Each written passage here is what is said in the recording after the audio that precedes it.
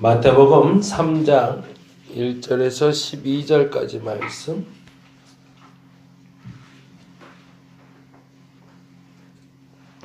마태복음 3장 1절에서 12절 말씀 같이 볼 거고요.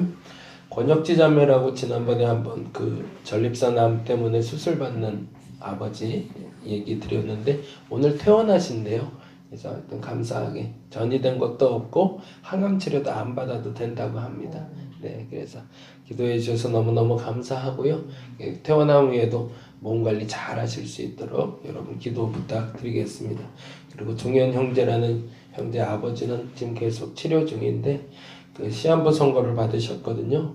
그 6개월이란 기간 동안 어떤 일이 있을지 모르지만 그 기간 동안 잘 이겨낼 수 있도록 여러분 생각나실 때 꼭 기도 부탁드리겠습니다. 3장 1절에서 12절까지 같이 한 목소리로 읽도록 하겠습니다. 그때에 세례 요한이 이르러 유다 광야에서 전파하여 말하되 회개하라 천국이 가까이 왔느니라 하였으니 그는 선지자 이사야를 통하여 말씀하신 자라. 일렀으되 광야에 외치는 자리에 소리가 있어 이르되 너희는 주의 길을 준비하라. 그가 오실 길을 곧게 하라 하였느니라. 이 요한은 낙타털 옷을 입고 허리에 가죽띠를 띠고 음식은 메뚜기와 석청이었더라. 이때에 예루살렘과 온 유대와 요단강 사방에서 다 그에게 나와 자기들의 죄를 자복하고 요단강에서 그에게 세례를 받더니 요한이 많은 바리새인들과 사두개인들이 세례 베푸는 대로 오는 것을 보고 이르되 독사의 자식들아 누가 너희를 가르쳐 임박한 진노를 피하라 하더냐. 그러므로 회개에 합당한 열매를 맺고 속으로 아브라함이 우리 조상이라고 생각하지 말라. 내가 너희에게 이르노니 하나님이 능히 이 돌들로도 아브라함의 자손이 되게 하시리라. 이미 도끼가 나무 뿌리에 놓였으니 좋은 열매를 맺지 아니하는 나무마다 찍혀 불에 던져지리라. 나는 너희로 회개하게 하기 위하여 물로 세례를 베풀거니와 내 뒤에 오시는 이는 나보다 능력이 많으시니 나는 그의 신을 들기도 감당하지 못하겠노라. 그는 성령과 불로 너희에게 세례를 베푸실 것이요 손에 키를 들고 자기의 타작마당을 정하게 하사 알곡은 모아 곡간에 들이고 쭉정이는 꺼지지 않는 불에 데우시리라. 아멘. 1장부터 2장까지 이야기를 통해서는 요셉이라는 사람 이야기를 했고요. 예수 그리스도를 지킨 자. 그래서 이제 복 있는 사람이라는 시편의 기준으로 봤을 때 세 가지. 악인의 꾀, 죄인의 길, 오만한 자의 자리에 앉지 아니하는 그 세 가지 기준에 대해서 한번 살펴봤는데 저와 여러분도 한번 점검해 보시기 바랍니다. 악인의 꾀에 빠지지 않는가. 근데 그 악인의 꾀라고 할 때 그 악인의 꾀가 우리가 말하는 것처럼 엄청나게 딱 뚜렷하게 구별되는 악인과 석인이 아니라는 게 문제가 돼요. 이게 그냥 명확하게 살인은 죄.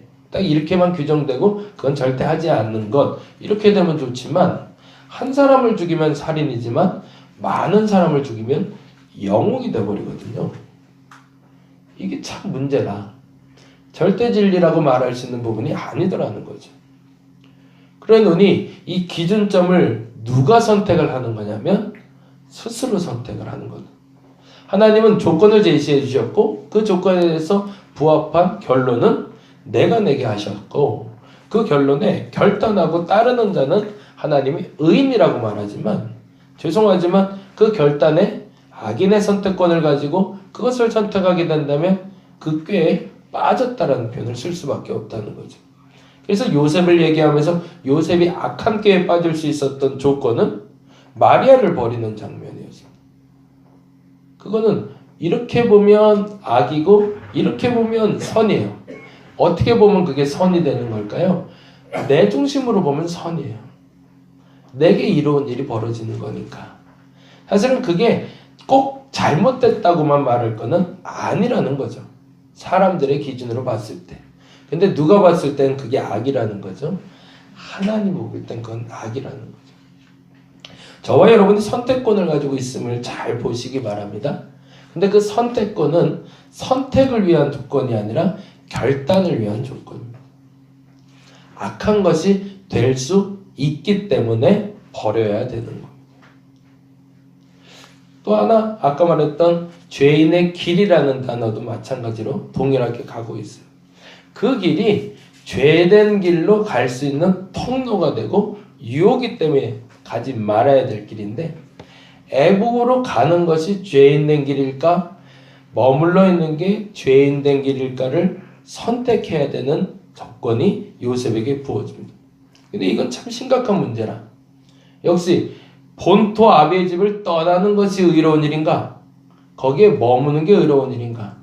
동일한 질문을 누가 던졌었죠? 아브라함이 던지죠. 아버지를 떠나는 게 옳은 건가? 그게 죄인 된 길인가? 그게 선한 길인가?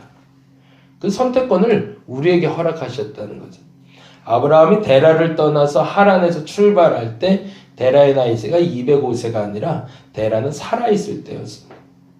아버지도 벌써 살아있고 하란이라는 땅은 먹고 살기 좋은 땅이고 가족들 먹여 살리기 괜찮은 땅이거든요. 근데 그 땅에서 하나님은 떠나는 것이 죄의 길을 떠나는 거라고 얘기하고 의의 길이라고 말하고 있다는 거죠. 그러면 그 선택의 기준은 뭐죠? 내 눈에 보기에 좋은 것, 내 눈에 보기에 적당한 것, 가족들이 편하는 것이 목적이 아니라 하나님의 뜻이 목적이어야 된다는 거죠.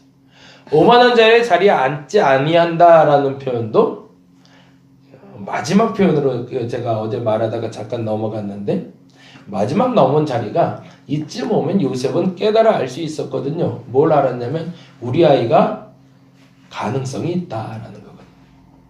저희가 아들이 둘인데 큰애하고 둘째하고 확연히 차이가 나요. 완전히 확연히 차이가 나서 큰애는 머리를 쓰는 일을 하는 애 같고 아무래도 앞으로도 그렇게 될 것 같아요. 근데 둘째는 아마도 몸으로 쓰는 일을 해야 될 것 같아요. 이걸 빨리 인정을 해줘야 서로 행복해지는 거지, 이게 동등한 조건으로 봐서는 안 되겠더라고요. 그러니까 얘는 머리로 쓰는 일에서는 항상 앞서가요. 근데 어저께 이제 오늘이 아이들이 방학을 하거든요. 봄방학이 없었더라고요. 그런데 큰아이는 이제 그 학교에서 이제 어떤 모임이 있어서 하거나 이럴 때는 별로 인정받는 일이 없는데 이제 공부하고 이런 건 좀 인정을 받아요. 근데 우리 둘째가 요번에 그 연극 학예를 했나 봐요. 근데 학예를 했는데 발음도 잘 안 되면서 MVP가 됐대, MB가 됐대, MB가 그래서 MB가 뭐야, MB가 그랬더니만 한참 얘기 들어보니까 MVP를 MB라고 자꾸 얘기하는 자기 말로는. 근데 연극을 했는데 얘가 호랑이 역할을 했대요. 그 떡 하나 주면 안 잡아 먹지 그 있잖아요. 이거를 했는데 연극을 너무 잘했다는 거예요. 그래서 2번인가 3번 연극 그 대본을 바꿔가면서 이것도 시켜보고 저것도 시켜봤는데 얘가 제일 잘했대요. 그래서 얘한테 또 한 번 연극을 하라고 맡겨서 자기가 마지막 연극에 또 이렇게 배역을 맡게 됐다고. 아우 하기 싫어 죽겠는데 이거 해야 되겠네 막 그러면서 자랑을 하더라고요. 그래서 그냥 결정하기로 했어요. 아 얘는 몸으로 해야 되는 일을 해나 보다. 사람마다 기준이 있어요. 그래서 그 기준에 부합하게, 그런데 중요한 건 될 것 같으면 부모 입장에서는 어떠죠? 자꾸 밀어주고 싶거든요. 그걸 잘 할 수 있도록. 그러니까 얘는 자꾸 공부를 시키고 싶고 얘는 다른 몸으로 할 수 있는 일을 자꾸 시켜주고 싶은 게 부모의 마음이라. 그런데 요셉이라는 이가 마지막에 머물 수 있는 자리는 바로 예루살렘이었거든요. 예루살렘은 당대 가장 큰 도시였고 뭐든지 할 수 있는 도시였습니다. 근데 마음에 거기가 내 자리가 아니었던 거죠. 그 자리가 어찌 보면 시편에서 말하는 자리로 보자면 오만한 자의 자리죠. 요즘 드라마 중에 스카이캐슬이라는 드라마가 하던데, 이제 아예 뭐 대놓고 학교 이름도 서울의대라는 이름으로 해서 거기를 보내기 위한 학부모들의 그 학구열에 대한 어떤 드라마가 나오고 있더라고요. 보편적인 특징일 수도 있습니다. 근데 거기를 떠날 수 있는 게 진짜 용기라는 거죠. 거기를 떠나서 진짜를 만들어낼 수 있는 것, 그게 바로 요셉의 모습이었다면 오늘 세례 요한도 동일한 모습으로 우리에게 찾아오고 있습니다. 세례 요한이 머물고 있는 자리가 어디냐가 중요하죠. 세례 요한이 머물고 있던 자리는 어디죠? 우리가 잘 아는 대로 광야라는 곳입니다. 이 사람은 입지전적인 사람입니다. 우리가 누가복음이나 다른 복음서를 봐서 알지만 택함부터 하나님이 특별히 택한 사람이거든요. 성경에 공통적인 특징이 있는데 한 시대를 바꾸려고 할 때 하나님이 하시는 첫 번째 일은 여인의 태를 막는 겁니다. 그래서 아브라함의 아내 사라의 태를 막아서 이삭을 낳게 하셨고요. 그리고 여러분이 잘 아는 대로 요셉이라는 아이가 태어나기 위해서 12명의 아들이 태어날 때까지 그 태, 라헬의 태를 막아버렸습니다. 그리고 라헬의 태가 열렸을 때 비로소 요셉이라는 아이가 태어나게 되죠. 사사기를 마감하고 사사기를 시작하는 시점에서도 하나님이 동일한 사건을 만들어내시는데 여인의 태를 막아버리세요. 그 첫 번째 태를 막았던 건 사실은 삼손이었습니다. 근데 삼손의 어머니의 태를 막았는데 삼손이 하나님의 뜻대로 살아가지 못하죠. 똑같이 택함 받았다고 해도 그렇게 살아가지 못하면 하나님께 버림받게 되지만 그래서 또 한 번 태를 막는 일을 시작을 했습니다. 그게 여러분과 제가 잘 아는 사무엘 사건이죠. 한나의 태를 막아서 기도하게 만드시고 기도하는 어머니를 통해서 아이가 태어났는데 그 아이의 이름이 우리가 아는 사무엘입니다. 그리고 사무엘은 말미암아 왕정시대의 시작을 열어가고 계시죠. 예수 그리스도의 나심을 준비하고 싶을 때 주께서 하셨던 첫 번째 일은 그 어미의 태를 막아놓으시고 그 어미가 기도하게 하시고 기도하는 태가 열렸을 때 세례 요한이라는 한 아이가 태어나게 하는. 근데 더 중요한 건 이 세례 요한의 가문이에요. 그 가문이 어디냐면 아론의 직계자손입니다. 대제사장의 직계자손이라는 거예요. 그럼 뭐냐면 우리말로 얘기하면 로스쿨을 그대로 갈 수 있는 법대생으로 보자면 거의 최고의 자리로 자기가 갈 수 있는 승승장구할 수 있는 기본 가문을 갖고 있다라는 얘기입니다. 영적으로도 하나님이 택한 사람이고 육적으로도 주변에게 예언자 선지자로서 흠없는 자로 자라갈 수 있는 나신으로 준비된 사람이라는 거죠. 근데 그가 서 있는 자리가 어디냐가 중요하죠. 그는 예루살렘을 중심으로 움직였던 것이 아니라 요단강가 곁에 광야에서 집거하며 생활을 했다는 거죠. 근데 더 재미난 건 예루살렘에서 예루살렘을 움직여낸 것이 아니라 광야에서 예루살렘을 움직여냈다는 게 독특한 거죠. 개척하려면 신도시로 가라는 얘기들 많이 하고요. 사업 성공하려면 사람들 많은 데로 가라고 그래요. 거꾸로 가고 있는 거죠. 오만한 자의 자리가 어디이고 하나님이 원하는 자리가 어디인지를 세례 요한이 알고 있었던 겁니다. 그래서 그 광야에 머무는 세례 요한에게 신기하게도 사람들이 몰려오기 시작합니다. 우리 다림목교에 기도하는 여러분이 그런 분들이 되었으면 좋겠습니다. 사람들이 찾아올 수 있는 성도여야 되는데요. 사람들이 만나기 싫은 성도들이 참 많아요. 저 사람은 멀리하고 싶다. 그게 아니라 어디에 있든지 여러분이 어디에 있든지 여러분을 찾아오게 하는 사람들. 근데 그 말이요. 좋은 말이 아니더라는 거죠. 세례 요한이 하는 것. 그 얘기가 이렇게 적혀 있죠. 3장 1절 2절 같이 한번 읽어봅니다. 같이 읽겠습니다. 그때에 세례 요한이 이르러 유다 광야에서 전파하여 말하되 회개하라 천국이 가까이 왔느니라. 거기 회개라는 단어에 동그라미를 할게요. 여기서 말하는 영어 표현에서는 후회라는 단어하고 만나고 있지만 원어적인 표현은 바뀌다라는 뜻이에요. 바뀌다.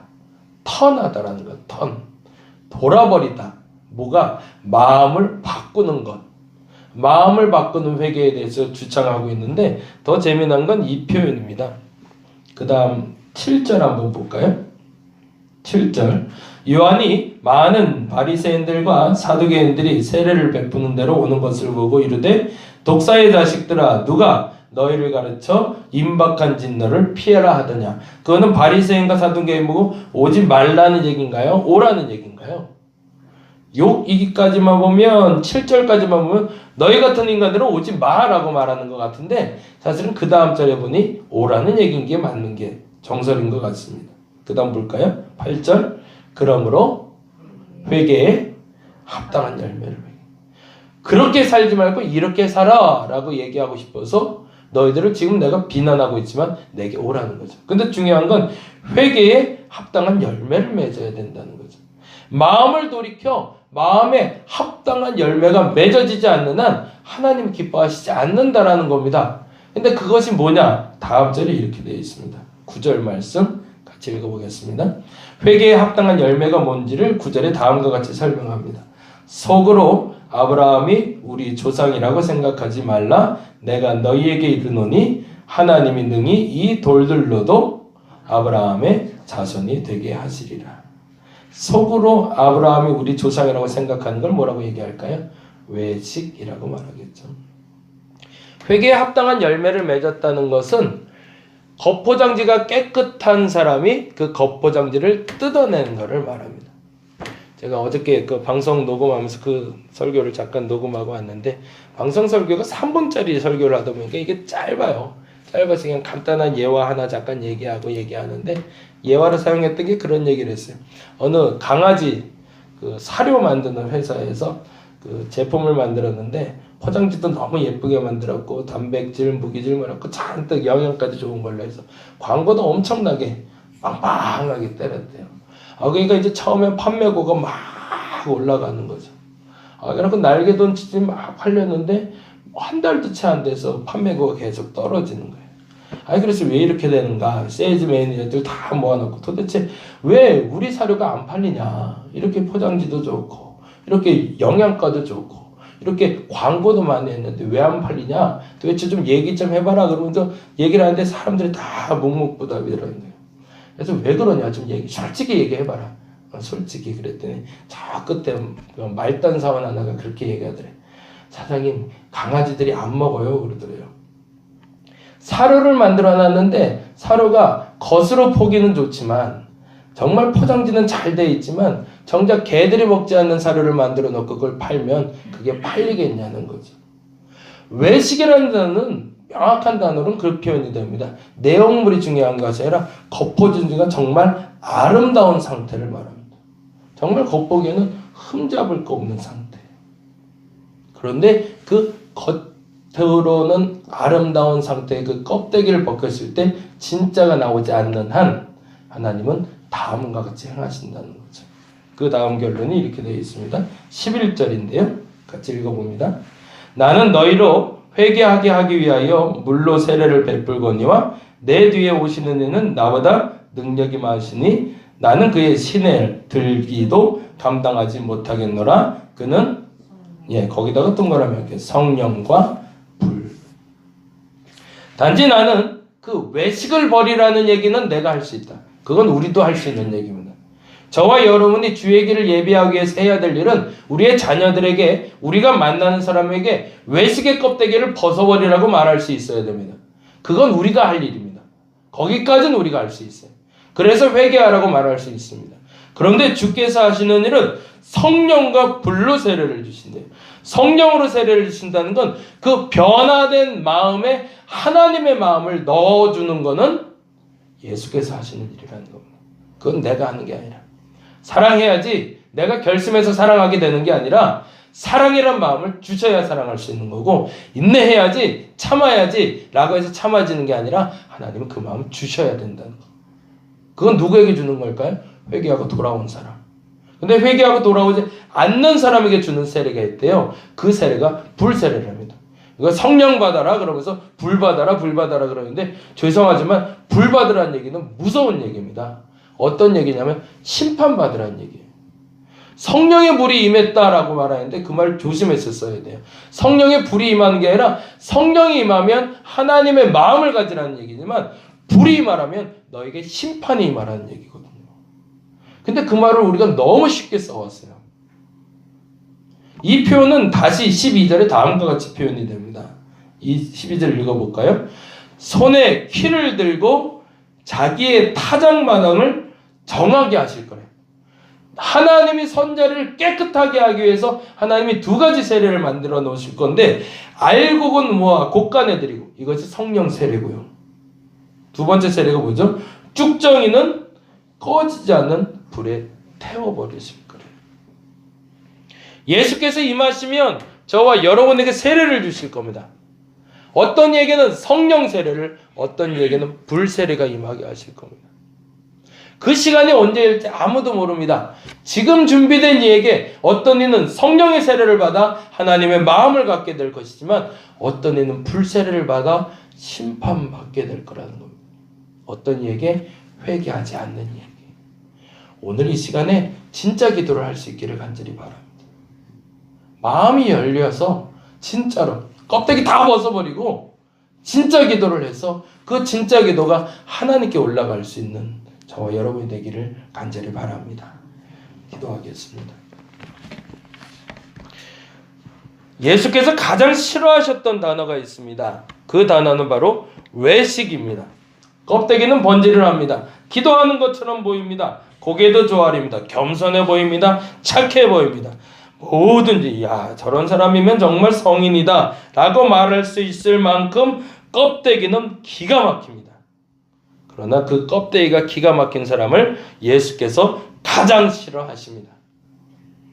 껍데기만 화려한 기도인 되지 말게 하여 주옵소서. 겉보기 화려한 그리스도인 되지 말게 하여 주옵소서. 회개에 합당한 열매를 맺으라는 것, 그 껍데기를 벗어버리라는 얘기입니다. 오늘 이 새벽에 그 껍데기를 벗어버리게 하여 주옵소서. 세상 눈치 볼 게 없어서 기도할 때 눈치를 봅니까? 기도할 때 눈치 보지 말게 하여 주시고 성령 세례 받게 하여 주옵소서. 하나님의 마음을 보게 하시고 하나님의 마음을 품게 하여 주옵소서. 이곳에 불세례가 내리지 말게 하여 주옵소서. 하나님의 심판이 임하는 자리가 아니라 하나님의 마음이 임하는 자리 되게 하시고 하나님의 사랑, 하나님의 인내, 하나님의 절제, 하나님의 소망을 깨닫는 자리가 이 자리가 되게 하여 주옵소서.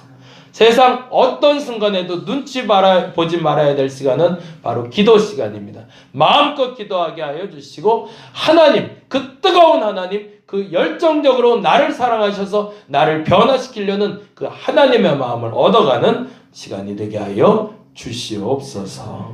감사합니다. 고마우신 예수 그리스도의 이름으로 기도드렸습니다. 다 같이 기도하고 돌아가도록 하겠습니다.